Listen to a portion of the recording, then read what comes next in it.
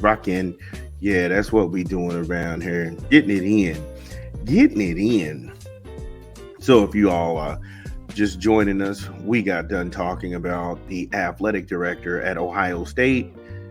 He is actually retiring in July, and he's coming out swinging, talking about the Michigan championship deserves an asterisk, or the game between the two of them deserves an asterisk because they were stealing signs. And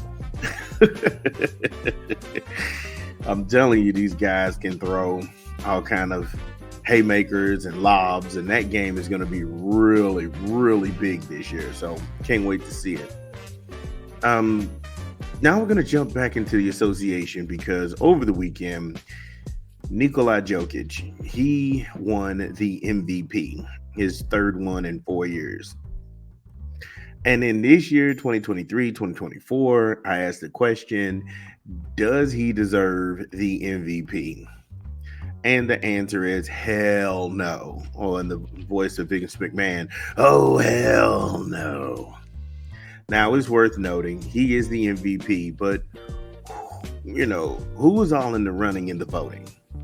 And also, what is the criteria? Because there are more deserving dudes out there in the NBA who I felt deserve the award hands down this year. Let's start with Jason Tatum. Jason Tatum deserved the MVP award this year. Arguably, he's been a model of consistency. This year, he's averaged 26 points, 8 rebounds, and 9 assists. The record for the Celtics, going back to 2021, 51 and 13, 2022, 57 and 25, 2023, 2024, 64 and 18. This guy has put up 50 some odd wins, and when he's on par, the Celtics are unbeatable. And how this guy doesn't even get a mention for it just blew my mind. It blew my mind. He's the superstar. He's the sole superstar on that team, not Jaylen Brown or Paul White or Kristaps Porzingis. No. It's Jason Tatum. How did he not get a look at the award this year? And to add insult to injury, the Celtics have a better record than the Nuggets currently. The Nuggets are 57 and 25. I know what people are going to say. He is triple-double this and that. Bro, at some point, that's stat stuffing. These people have the Celtics. The Celtics have been the most dominant team for the last 4 years in the Eastern Conference. And a guy who he's been there through three coaching changes, but they still stay consistent. His game still stays consistent. He is not considered an MVP. I don't know who is. Another guy I think should actually get that honor this year is Shai Gilgeous-Alexander. He finished second place, but he could have been first place easily. 6-year cat out of Kentucky. He took a team that was 10th in the Western Conference at 40 and 42 last year. They are the number one team this year in the Western Conference, at 57 and 25. Now I know some of the knuckle draggers and mouth breathers are going to be like, that's the same record as the Denver Nuggets. That is the same record as the Denver Nuggets, Timmy.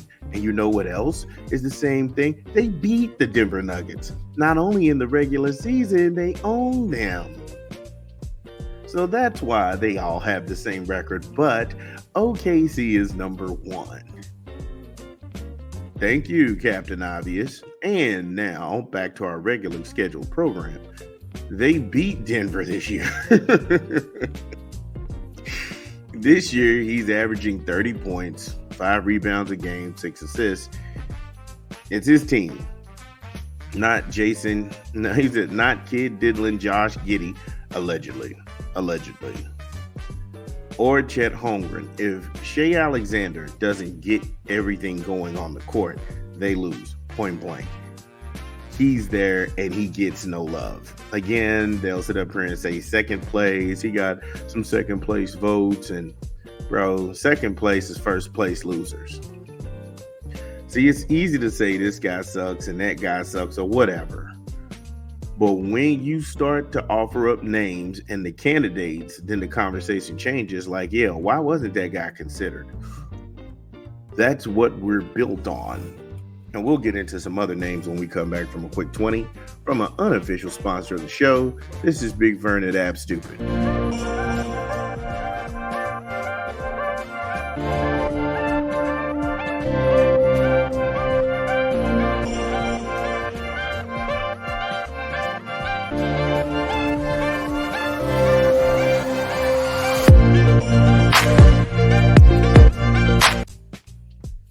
Yes, Coca-Cola. Coca-Cola, man, that sounds so good after a long day. Ice cold Coke goes good with anything. Burgers, hot dogs, Chinese food, pizza. Coca-Cola. Try all of the flavors in Coca-Cola. You can try the cherry Coke. You can get the Coke Zero. You can get the vanilla Coke. And now they have spice Coca-Cola. Coca-Cola. All right, so back when we were talking about who are the guys who were most deserving of that award, Anthony Edwards, the most electrifying man in the NBA right now.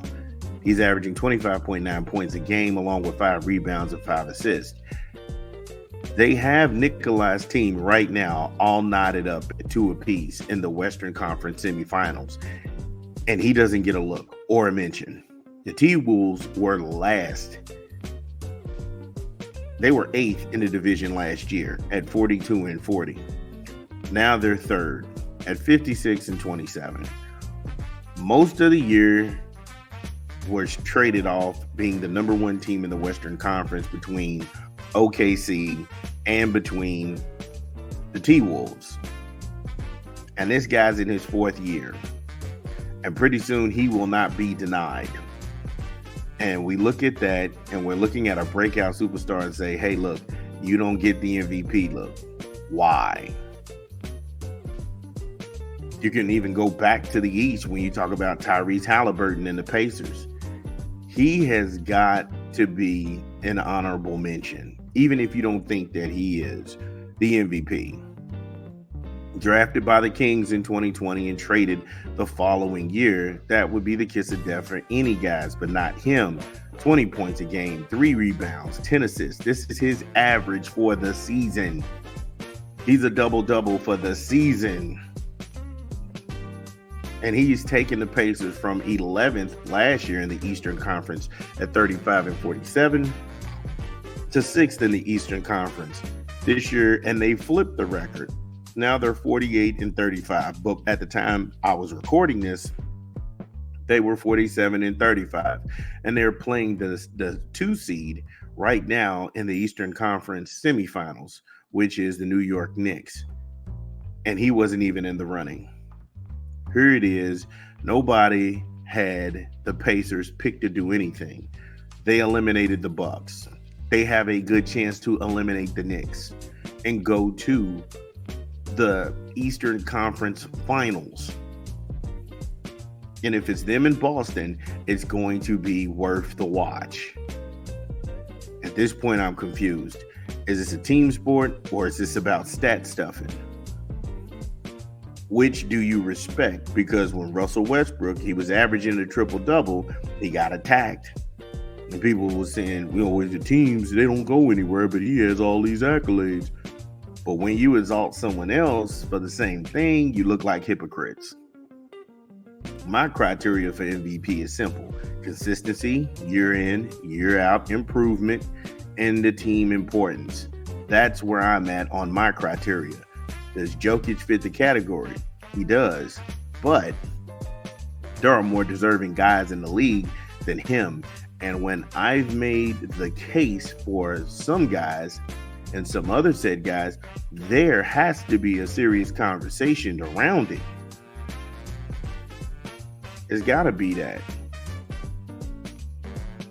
But to understand who gets a vote and who doesn't is picked by reporters and broadcasters who vote on that award. Now, that's where we have a problem.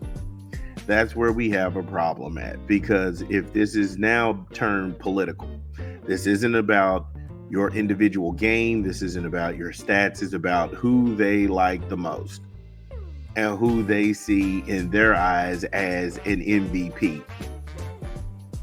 So you can throw everything out the window that I just ran down and the names that I just handed you, because if you don't sit on the side of the media, you're not some media darling, they're not going to give you this award.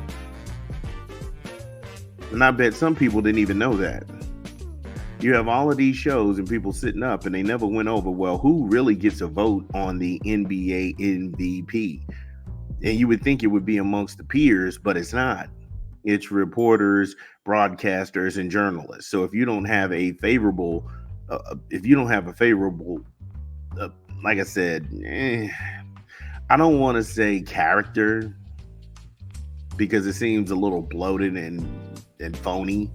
But if you don't have that kind of backing with you, you're not getting anywhere and you're not going anywhere in their eyes. So this is basically a popularity contest at the end of the day. I've already told you these guys don't watch games. They only read stat sheets and they never cover small markets. So half the guys I gave you prior to the body of the paragraph, for the most part, is small market teams. When I say small market, they're not the New Yorks, the LAs, the Floridas, the Texas. These are smaller markets in the middle of the country. And they don't cover that. They look at a stat sheet for those guys, but they don't watch any of those games. So right then and there, we already know that this is not fair. We already know it. We already know this isn't fair. This isn't cooked in. It doesn't matter about the games that you play. It's if they can look at a stat sheet and not watch your game and see how the whole team plays around you, then there it is. My whole thing is that Jason Tatum he's not in a small market at all. And for him not to be considered, it's mainly because of the character who he is. He doesn't put on a show for anybody. I can only remember a handful of times the guy actually smiled. But to them, they look at that as a threat. And so now it's the Jokic guy. We're going to keep going with him. It gets old after a while. Got a new thing we're doing here called a spot. It's the hip hop album of the month we recommend to everybody. And like I said, everybody's got a chance to drop. We don't do beef. We only support and uplift. We're going to drop this spot real quick.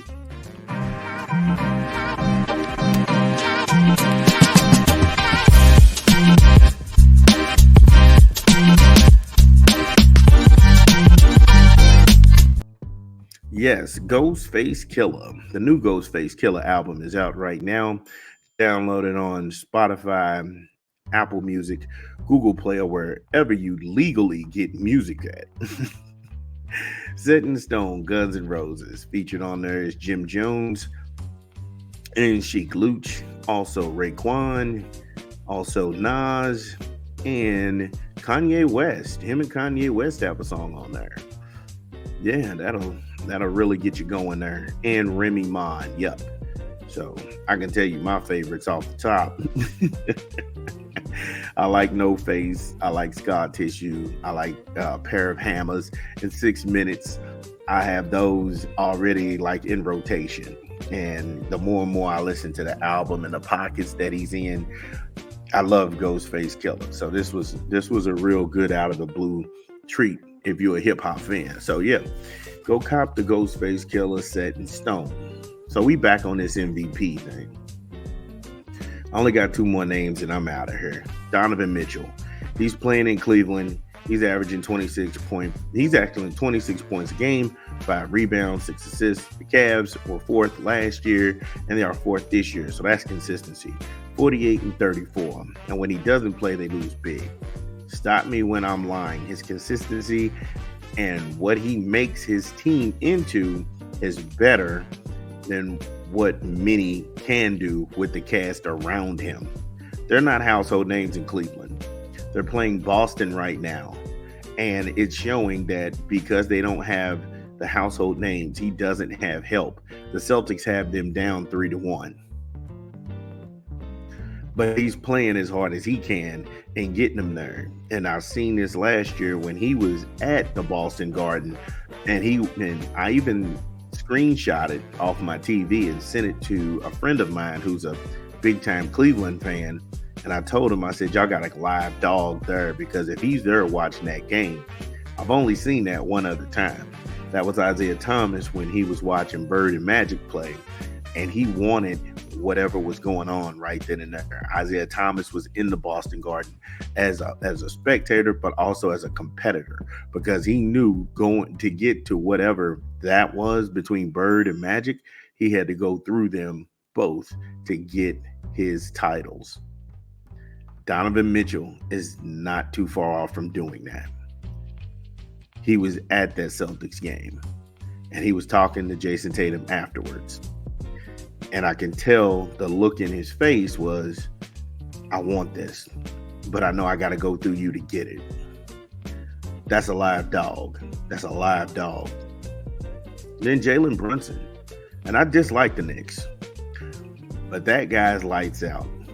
And he's the best player in New York right now. 28 points, 3 rebounds, 6 assists. The Knicks are second in the Eastern Conference. It said they're 50 and 32. Last year they were 5th at 47 and 35. He and he alone is the biggest difference in that locker room. You can add in Josh Hart. You can add in Anunoby, which they traded for him out of Toronto. I mean, these guys can play. They play a complete game. High five them. However, all of the people that I just named are more deserving of the MVP. I not only gave you their stats, I gave you where their teams were a year ago to bolster that consistency argument I was talking about. Also, I wanted to go ahead and share with you what they've done and how they've contributed. And what is the criteria for the MVP, because a lot of people think that the players are doing the voting for the MVP. That's not true. The media, the broadcasters and reporters. And if you don't endear yourself to them, then they won't put you down for an award that you deserve. So again, it's political. It's a popularity contest. We got more show going. But we'll be back. This is Big Vern at Ab Stupid.